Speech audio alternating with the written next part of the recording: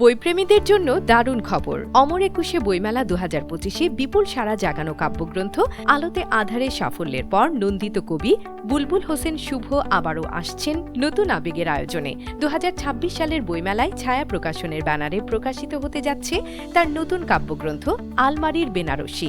নামেই যেন এক গোপন সময়ের সযত্নে ভাঁজ করা অনুভূতি।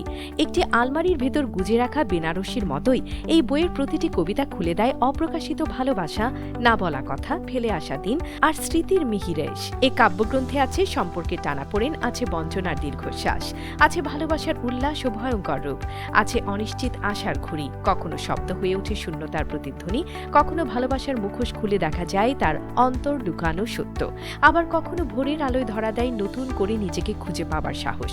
আলমারির বেনারসি শুধু কবিতার সংকলন নয়, এ এক হৃদয়ের ব্যক্তিগত ডায়েরি, এক আত্মকথন যেখানে আমি বারবার খুঁজেছি তুমি কে, আর হারিয়ে গিয়ে খুঁজে পেয়েছি নিজেকে। কবির মিতব্যয় শব্দচয়ন, গভীর আবেগ ও অন্তরঙ্গ ভাষা পাঠককে টেনে নিয়ে যাবে অনুভূতির গভীরতম স্তরে। প্রতিটি কবিতা যেন এক একটি বন্ধ জানালা, খুললেই ঢুকে পড়ে আলো, বাতাস আর পুরনো দিনের ধুলো ভরা স্মৃতি। পাওয়া যাচ্ছে ছায়া প্রকাশন, স্টল নং ৩৯৫ থেকে ৩৯৬, বাংলামেড পাবলিকেশন, স্টল নং ৫৪৫। আলমারির বেনারসির ভাঁজ খুলে দেখি আলোর মেলা নাকি অন্ধকারের ছায়া।